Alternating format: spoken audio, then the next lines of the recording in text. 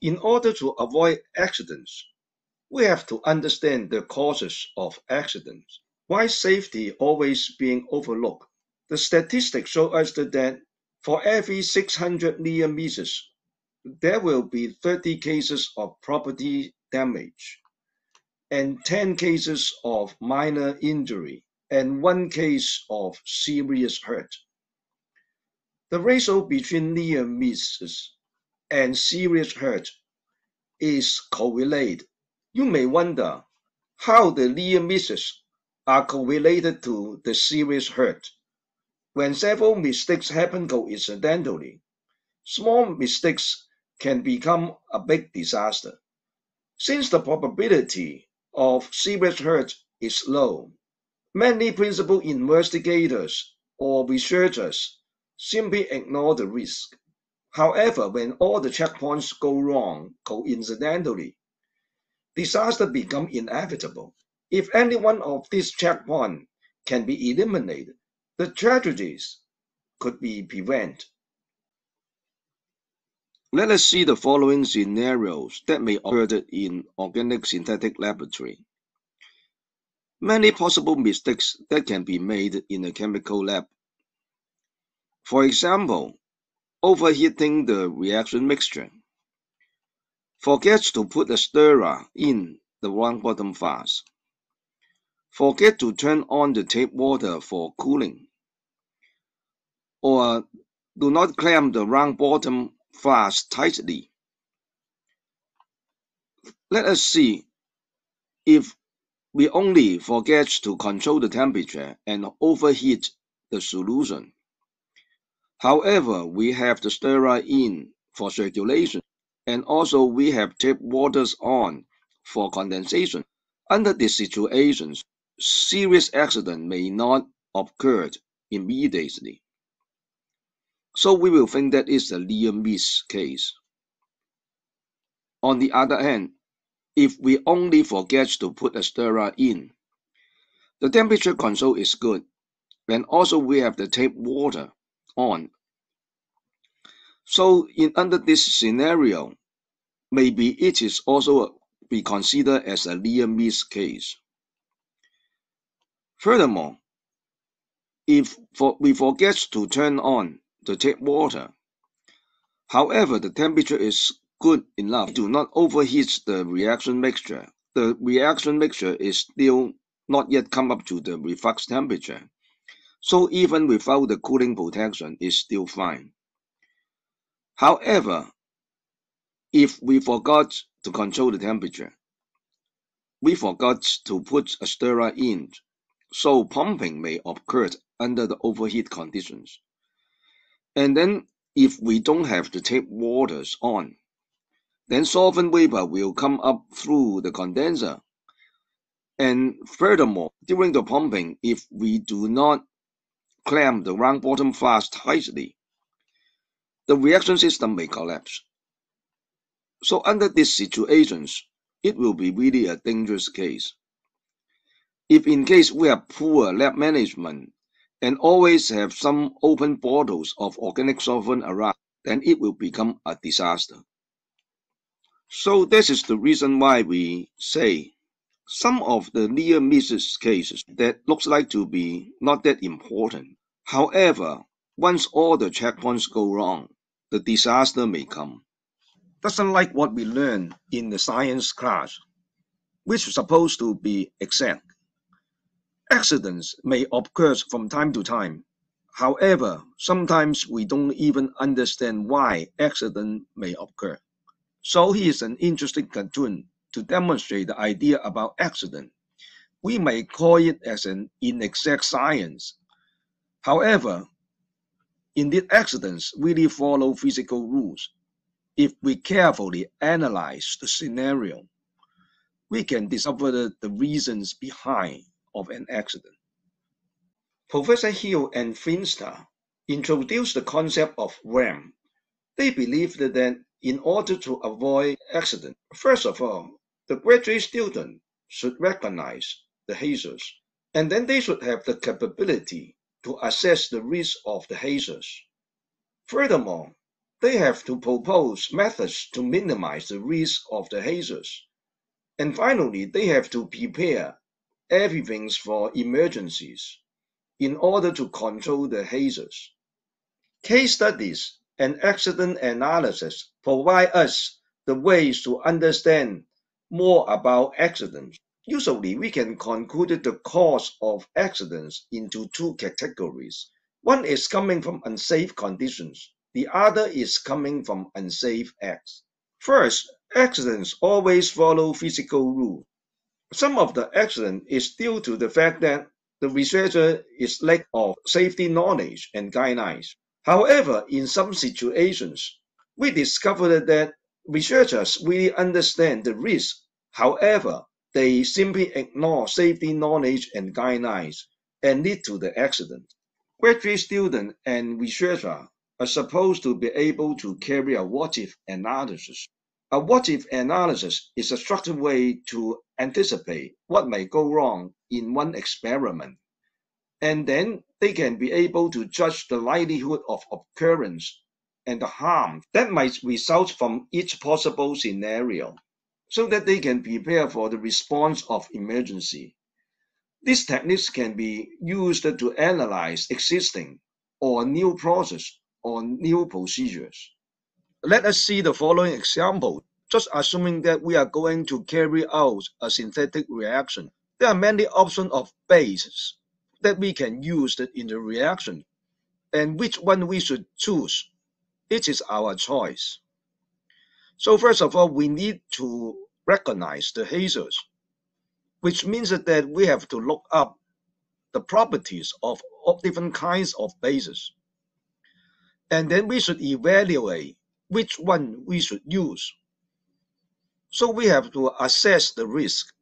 For example, T-butyl lithium is a pyrophoric organometallics. It is relatively dangerous. And of course, potassium carbonate is a much mild base, so the degree of risk is much lower than T-butyl lithium. Of course, it depends on our research requirement. If in case we can choose between T-butyl lithium and potassium carbonate, then potassium carbonate is a much safer base for us to use. The risk is much lower than that of T-butyl lithium. After recognition and assessment of the risk, we need to know how to minimize the risk. For example, if we need to use T-butyl lithium as a base in the reactions, we have to understand how to operate all the reagents under the inert atmosphere. And also we need to know how to use the personal protection. So under these conditions, if we need to use pyrophoric organometallics such as T-butyl lithium, the personal protection equipment will be the last line for us to defend ourselves. If you still refuse to use personal protection equipment, then you will push yourself to the higher risk end. As we mentioned before, some of the accidents are due to poor personal attitudes on safety. Researchers just simply ignore the safety knowledge and guidelines. Let us see what's the real situations according to the statistics. Following are the results of surveys of safety in United States academic laboratory in 2012 and 2019 respectively. We can see that maybe the statistical data are a little bit different. But however, the safety attitudes and culture doesn't change too much. Up to 2019, only 40% of researchers wear personal protection equipment at all times when working, and 27% of researchers had never conducted risk assessment, and also 25% of researchers had not been trained in the specific hazards, which means that almost 1/4 of the researchers have no feeling about risk in laboratory. No wonder why research lab accidents keep occurring in United States and also worldwide. Poor laboratory safety performance is unacceptable, including simply ignoring safety regulations.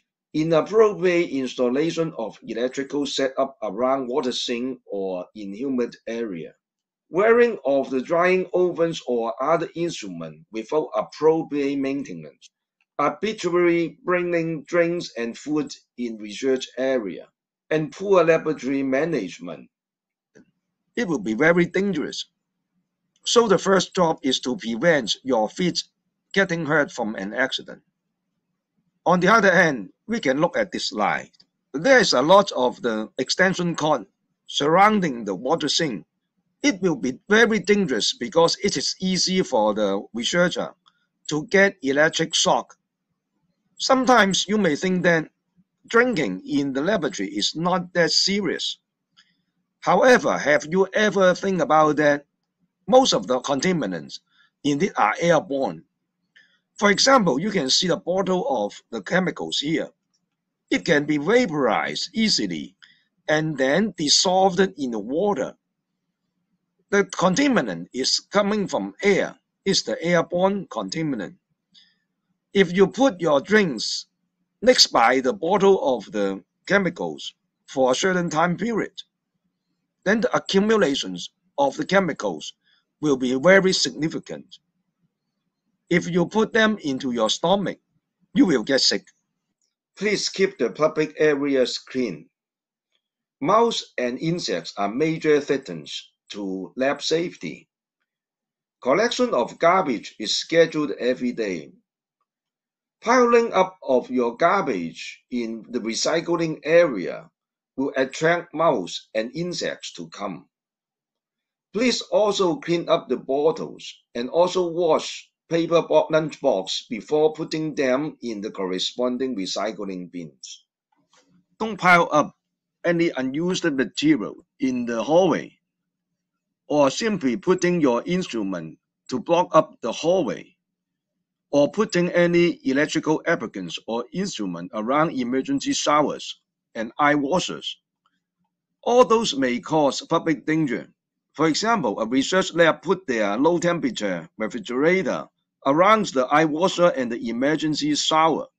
Think about that because it is an electrical appliance. When in case you need to use the emergency shower, water spread around may cause electric shock and also cause public danger. To have more sense about lab accidents, it would be nice to know more examples of lab accidents.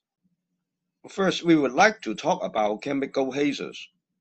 Chemical hazards involve substances that have the potential to cause harm to life or health. Since we may need to use chemicals every day, it is inevitable to have chance to get in touch with those materials. Using of those chemicals has to be really careful. We have to understand first of all the consequence of exposure to these chemicals. Sometimes exposure to those chemicals without appropriate personal protections can cause long-term detrimental health effects. So this is the reason why we have to understand more. The first story we would like to deliver is about unwanted chemicals. Sometimes researchers will believe that unwanted chemicals are garbage, but indeed this is inappropriate because most of the unwanted chemicals are still chemically active. The story occurred in 2012 in University of Wisconsin. A researcher placed palladium on charcoal into a plastic waste container in the laboratory because he thought that it is waste. However, the chemically active palladium on charcoal caught fire. Luckily, a custodial staff was near the lab and could be able to put out the fire in time before potentially spreading. Remember that many materials such as nickel, palladium on charcoal, metal hydrides, sodium and potassium used for chemical reactions still remain active after workup. Palladium on charcoal is regularly used as a catalyst in hydrogenation and has been responsible for numerous accidents in academic labs.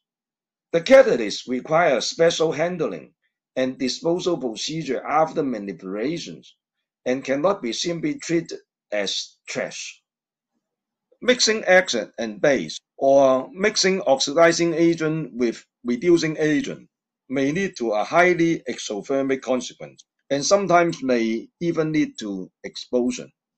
Heat releasing from dissolution of strong base such as NaOH or dissolution of sulfuric acid in water may lead to a serious splash and even explosion sometimes.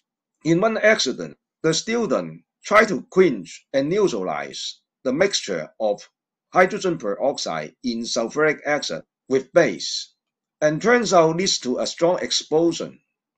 Chemical splash into one student's eye. And other accidents caused by mixing of potassium permanganate in sulfuric acid with organic compounds. The organic compounds catch fire immediately, just simply because mixing of potassium permanganate in concentrated sulfuric acid will generate manganese oxide, which is a very strong oxidizing agent. When this strong oxidizing agent get in touch with various types of organic solvents, the solvents will be ignited. Following is the accident caused by mixing potassium permanganate in sulfuric acid with toluene. And toluene was ignited immediately, and the flame hood was burned and destroyed. In another accident, students planned to clean up the laboratory, and they put all the waste chemical inside the chemical bucket. After mixing of the compounds, the student put the screw cap back and screw it tightly. After a few minutes, the bucket exploded and splashed the organic waste all around the laboratory. Luckily, nobody got hurt. Although iron oxides are common materials in nature and usually stable and inert, they can also be highly active catalysts when they are prepared under special conditions. During the cleaning up of the laboratory, 2 junior students in Taichung dumped some iron oxide catalyst into organic waste cans, causing fire accidents and destroying several research laboratories. Here is the photo of the fire accident, and you can see several laboratories was destroyed in vapor of acids such as sulfuric acid, hydrochloric acid, nitric acid, perchloric acid, or many other organic acids are highly corrosive. When the acidic vapor condenses onto the electrical circuit board, corrosion of the circuit board may lead to short circuit, igniting the device and causing fire accidents. Pictured below are the laboratory after the electrical fire accident. You can see that a pretty nice brand new laboratory was destroyed. Physical and mechanical hazards are also major hazards in lab accidents. According to our statistics, more than 40% of lab accidents were caused by physical hazards. Common physical hazards include electrical shock hazards, noise pollution, lower temperature hazards, suffocation hazards, radiation hazards, mechanical hazards, dust and fume hazards, and human engineering problem. Electrical hazards are the most dangerous hazards. Many laboratory fire and major injuries in universities were caused by electrical hazards. During the past few years, several persons were electrocuted.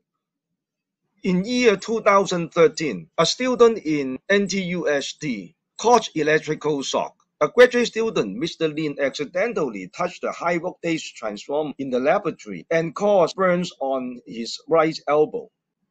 In the second case, the student was not that lucky. The student was electrocuted due to electrical shocks when his body touched the 220 volts electrical wire. Supposedly, the electrical panel box should be covered by a cover plate. Unfortunately, in that case, the cover plate was removed, and the student accidentally touched the electrical wire and got electrocute. Sometimes we have to have regular inspections to the conditions of all electrical cords. Make sure that electrical cords have to be in good conditions. For each electrical cord, there have two layers of insulation. The first layer is the protective cords that wrap around each wire, which is for insulation of electricity, and a larger outer coating that wraps around all the web wires. The function of the outer coating is to protect the inner wire. How can we prevent from electrical hazards? First, working area have to be free of cords. Second, cords and connection have to be kept away from water source by at least 1 meter. In this photo, we can clearly see that the misuse of extension cords and connections around the water sink. Third, don't overuse of extension cords. Overload the extension cord may catch fire. Extension electrical cords are only designed for temporary use. If you really need electricity permanently, you should hook up your instrument permanently to the installed outlets on the wall. When you really need to use extension cord, only certified extension cords are allowed to be used in laboratory. How do we know whether the cords are certified extension cord? A certified extension cord should have these kinds of the sticker on the product. Extension cords should have circuit breakers, such as this one, for overload protection. There will be a potential fire hazard if you are not using a cord equipped with electrical circuit breaker. Using uncertified extension cord with poor quality may cause fire accident. The extension cord should have safety covers to protect the sockets in order to prevent any metallic shafts falling into the sockets and causing short circuits and fire hazards. In addition, keep the cords away from corrosive chemicals, inflammable solvent, and chemicals. Noise hazards will sometimes be ignored. However, there's lots of machines in laboratory will create noise at high level. Of course, normally, sounds at normal levels don't damage our hearing. However, they can be harmful when they are too loud. A lot of instruments or machines can generate noise at high level, such as cryopump, air compressor, or maybe even your air conditioner. These sounds can damage sensitive structure in the inner ear and cause noise-induced hearing loss. For working area with average noise level higher than 85 dB, all workers will have to be protected by ear protector. The purpose of the ear protector indeed is for noise cancelling. These kinds of the headphones are particularly designed so that it allows us to talk undisturbed while wearing headphones. It will only filter the noise. If you are working in an area with high noise level, you should monitor the noise level from time to time by using noise level monitor, and also have regular health checks, and to make sure that the noise level did not damage your hearing. Cryogenic liquids are very dangerous. Cryogenic liquids and the cold vapor and gases can cause frostbite, similar to a thermal burn of skin. Brief exposure may not affect skin immediately, but they can damage delicate tissue such as the eyes, which is irreversible. Unprotected skins can stick to metal that is coated by cryogenic liquids. The skin can then tear when pulled away. Even non-metallic metals are dangerous to touch at low temperature. Prolonged breathing of extremely cold air may damage the lungs. So when you need to use liquid nitrogen, you have to pay attention to your personal protection equipment, including face shield, thermal insulated gloves, and covered shoes. Noteworthy to mention is Don't escort the filled nitrogen tank into an elevator. Evaporation of liquid nitrogen may suffocate you if in case you are trapped in an elevator. Cryogenic liquid and dry ice can only be used in a well-ventilated room. Following is an accident about a 27-year-old postgraduate student who was killed by liquid nitrogen. A postgraduate student was found laying in an underground area adjacent to a research building. The primary cause of the death was asphyxia by evaporated liquid nitrogen. A college officer mentioned that the liquid nitrogen cylinder was fully filled on the day before the accident. Below are the picture of cryogenic burns. Cryogenic burns can be very serious. The effect is similar to the high temperature burn, and you can see that a large area can be affected by cryogenic burns, and after certain time periods, and then you can still see the hurts. Mechanical hazards cause major injuries in lab accidents. Moving parts of machines are highly energetic. Any moving machines have potential to cause severe workplace injuries, such as crushed fingers or hands, amputations, burns, or blindness. Therefore, when you are using the machines, safeguards and emergency stop button are essential for protecting you from these kinds of mechanical injuries. For example, see this picture. Look at this small machine. Neither safeguards nor stop button can be found. It will be dangerous for you to work on this machine stage. Please contact your lab manager to see if it's possible to install the safeguard and also the stop button. The grinder below is different, and then you can clearly see the safeguards for your eye protection, and also a switch button in front for emergency stop purpose. Any moving parts or rotating parts of a machine has to be covered by a safety shield. On the right-hand side one is correct, and on the left-hand side you can see the belt drive pump here. The belt has to be covered by the shield.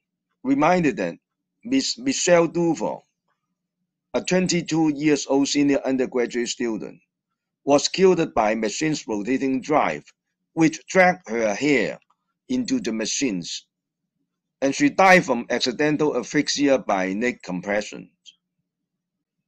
Some students may have chance to use the big machines just like circular saws. Circular saws are highly dangerous machines. Some of the circular saw mounted on a table with protective shields. When you need to use circular saws, face shield is required. And also you need to receive training before using the machines. Inexperienced student should be supervised by an instructor. Kickbacks commonly occur when a saw seizes the stock and hurls it back at the operator as a flying object. In one case, in a middle school machine shop classes, when someone was ripping a piece of wood with the size about 2x4 and hits the chalkboard right behind the teacher's desk, leaving a huge dent on it. During using drilling machines, there are possibilities of having sharps and extremely hot steel swords flying at all directions in high speed. This may hurt the operator. So therefore, you have to use fit guard to protect yourself. Ensure that the guard is in the right positions. You need to have goggles to protect your eyes. In addition, you need to use the foot stop for any emergency, so you can step onto the stop and then the machine will be stopped. You also need to put on the appropriate protective clothing. You need to receive trainings before using the drill. For safety training, please contact your lab manager about that. High-pressure gas cylinder can be really powerful. If the cylinder is toppled and the cylinder head was broken, it will become a projectile. Cylinder must therefore be secured by chains or are studied at all times to prevent tripping. The pressure gauge has to be checked regularly. If a leaking cylinder is discovered, move it away to a safe place. Under no circumstance should any attempt to repair the cylinder or valves. They have to be sent back to the company for repairing. Cylinder should be placed with the valve accessible at all times. When the cylinder is no longer used, the main valve should be closed as soon as possible. Temperature of the storage place should be monitored and should not exceed 40 degrees Celsius. Following are some YouTube videos that you may be interested in about gas cylinder safety.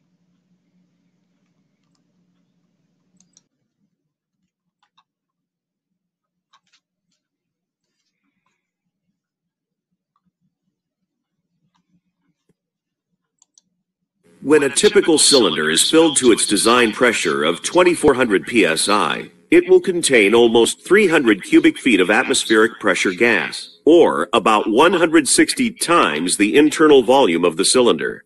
This compression of gas represents a tremendous amount of stored energy. If the outlet valve is broken off, the sudden release of compressed gas can turn the cylinder into a missile with energy to shoot through a cinder block wall. In one reported incident, a damaged cylinder penetrated 2 sheet metal walls before becoming airborne and exiting through the roof. The tank reached an altitude of 140 feet before falling back through the building's roof a second time. When a steel cylinder becomes a projectile, it can move with great force, at high speeds, and in unpredictable directions, with the potential to cause serious or fatal injuries.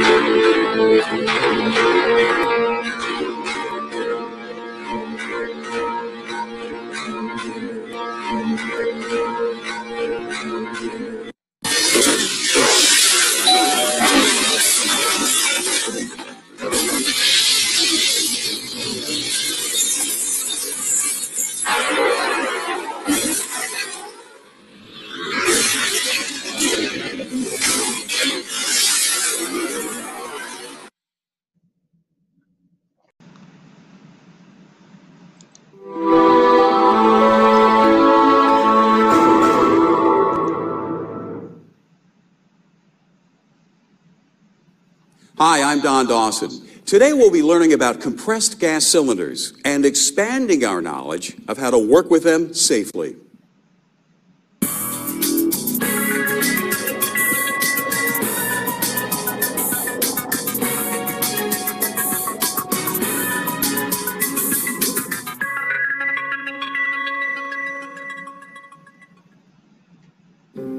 You'll find them being used as part of welding systems, in manufacturing operations, and in maintenance activities.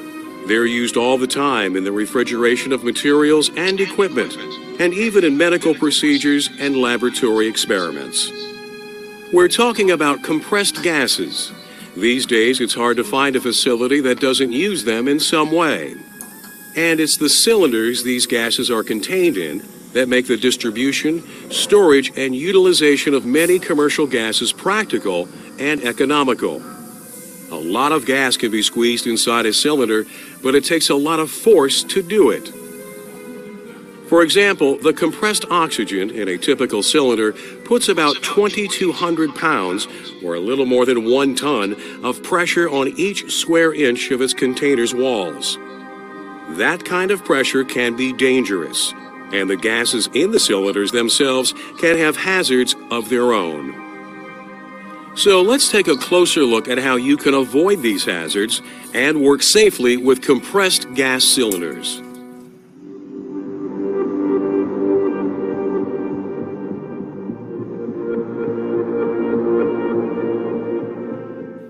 To take the appropriate precautions with a compressed gas cylinder, you need to know what's inside it. Guessing about it is a recipe for disaster. Hooking a cylinder full of the wrong gas into a system could be the last mistake you ever make. So let's dispel one myth right up front. The color of a compressed gas cylinder won't tell you anything about its contents. Cylinder colors are not standardized. They're chosen by the companies that own the cylinders, and each owner may have a different color coding system. It's the labels that are affixed to compressed gas cylinders that really tell you what's inside. They will provide the name of the gas, the hazards you should watch out for, and how to handle the gas safely. Never remove, deface, or change a cylinder's identifying labels. That could create big problems for the next person who uses it. The characteristics of different gases require different methods of storing them in a cylinder. Most gases are stored in one of four ways.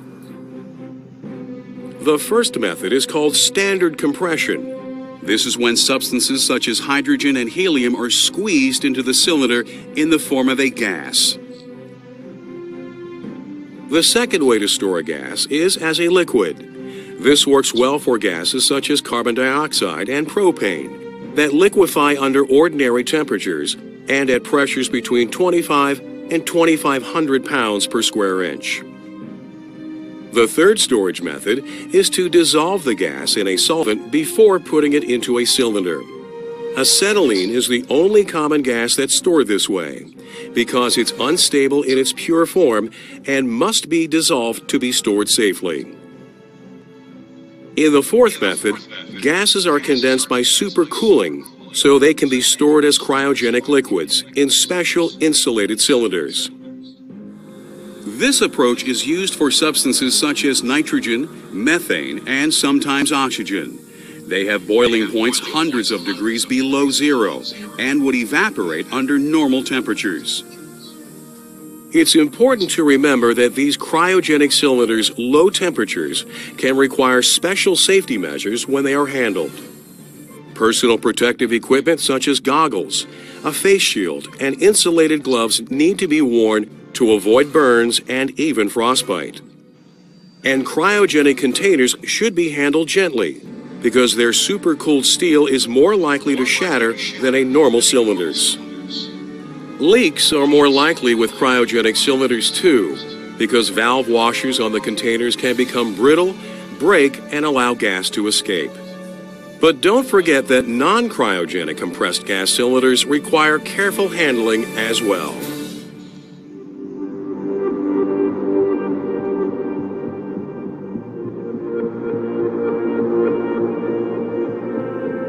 Compressed gas cylinders have two general types of hazards. First, the hazards that exist because of the high pressures that are exerted on the cylinders themselves. And second, the hazards that are associated with the specific gases they contain. Because the gas inside is highly pressurized, damaging a cylinder valve can be very dangerous. If the valve opens unexpectedly or breaks off completely, the rapid release of gas can make the container take off like a rocket, ricocheting around at a very high speed and doing extensive damage to property and people. If for any reason the metal body of a cylinder fails, it can also explode with deadly force and scatter fragments just like a bursting artillery shell. This brings us to the particular hazards of the gas inside the cylinder. Imagine a cylinder that's set up in a lab, on a plant floor, or in the basement of an apartment building. A faulty connection begins to leak. The pressure continuously pushes the gas into the atmosphere, where it disperses throughout the space. If the gas in the cylinder is flammable, like hydrogen or methane, all it has to do is find a source of ignition, such as a spark or flame, and it will burn or even possibly explode. If the gas is an oxidizer, such as oxygen or chlorine, while it won't burn itself, it can help a fire start more easily and burn more fiercely once it's underway.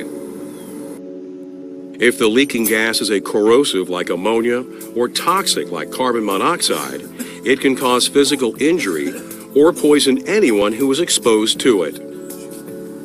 And all of these gases can be hazardous even in low concentrations. and are often invisible and/or odorless as well. And any gas other than oxygen or plain air that leaks from a cylinder can push breathable air out of a space so that the people inside will suffocate. Remember, too, that any gas is more hazardous when it's stored as a cryogenic liquid because they give off such large quantities of gas when they vaporize. And bigger volumes of gas can cause bigger problems.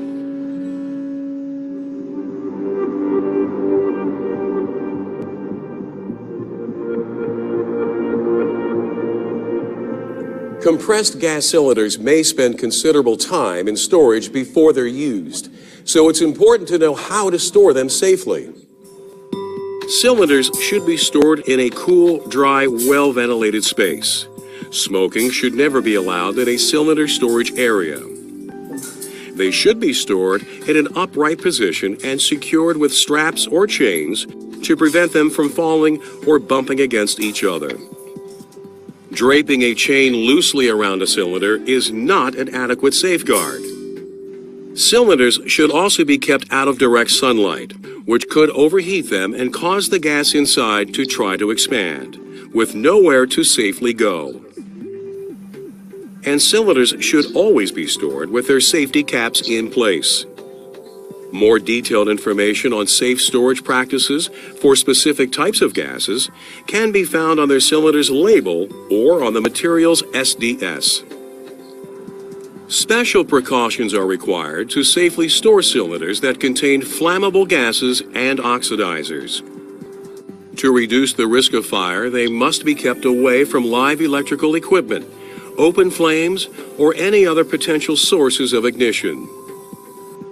Flammable gases should also be separated from oxidizers, either by a wall or a distance of at least 20 feet.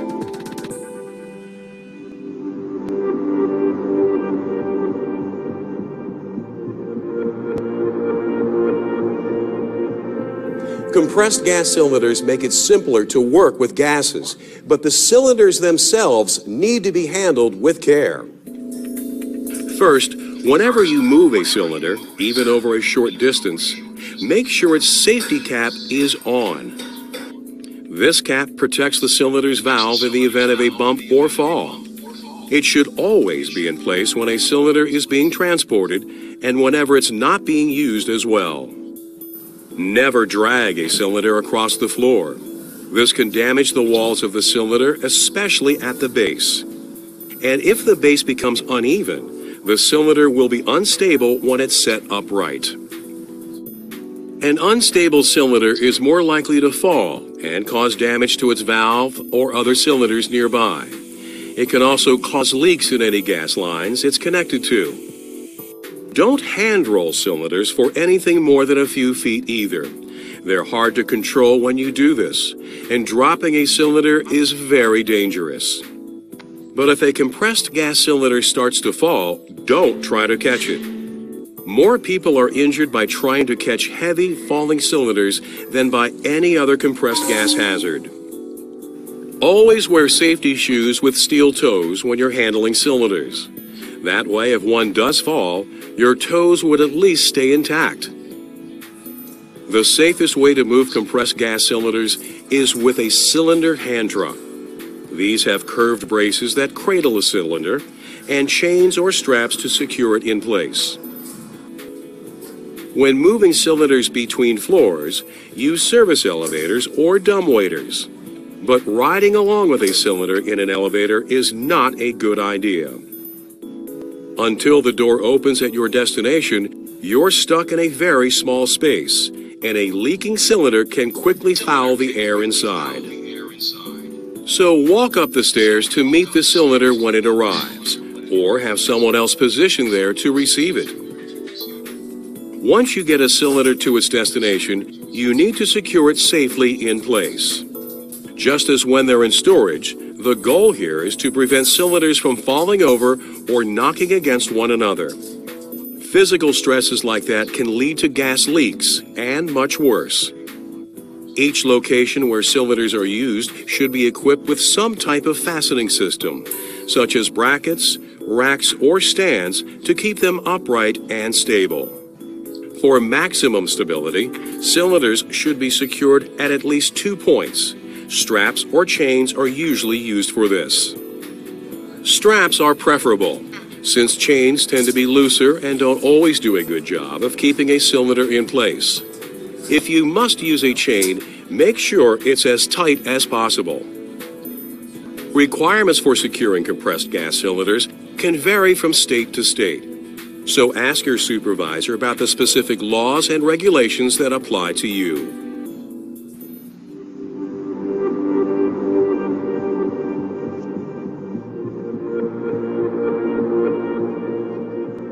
Once a gas cylinder is in place, it's safe to unscrew the cap, but you should never force a cap off with a screwdriver or pry bar. That could accidentally open the valve or damage it. There are 2 valve components that are critical for a safe hookup. The first is a regulator, which controls how fast the gas can flow out of a cylinder. This device reduces the delivery pressure to a level that's safe and practical for the user at the other end.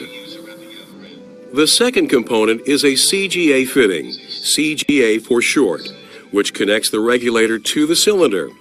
In most cases, the CGA is attached to the regulator permanently. The purpose of a CGA is to make sure that the gas in a cylinder is the right one for the system it is being hooked up to. So design details of CGAs will vary depending on the type of gas in the cylinder. Some CGAs are larger than others.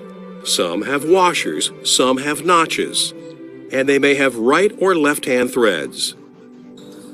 Each design matches a specific gas to its appropriate delivery system. When a CGA doesn't fit easily onto a cylinder's valve, there's probably a reason for it. That's why you should never attempt to connect them by force. That stubborn CGA is actually preventing something bad from happening. There's another safety fitting on most valves you should know about, and it's actually intended to leak under certain circumstances. It's called a pressure relief device, or PRD. If the pressure in a cylinder gets dangerously high, the PRD opens and vents off some of the gas, reducing the pressure and preventing a potential explosion. For instance, if a fire breaks out in a facility, the cylinders there can heat up. When the pressure inside them builds, relief devices will open and allow it to bleed off safely. This means that firefighters can enter the facility to battle the blaze without fear of encountering exploding cylinders.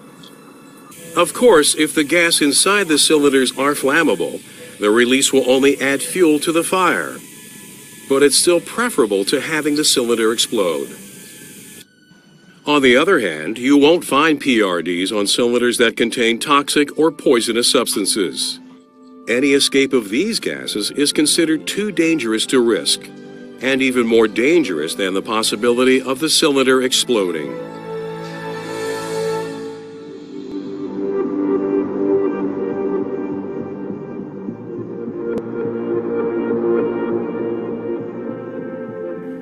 Many of the safe practices that are used with compressed gas cylinders focus on preventing leaks.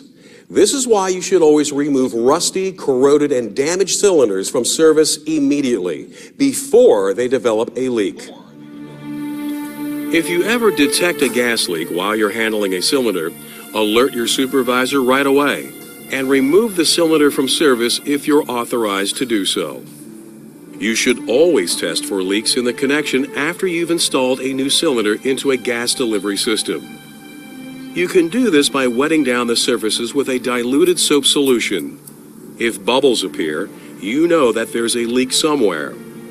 To pinpoint the source of the leak, wipe off the general area, then reapply the soap solution to a smaller section of the connection. If bubbles don't appear, wipe the solution off and try another section.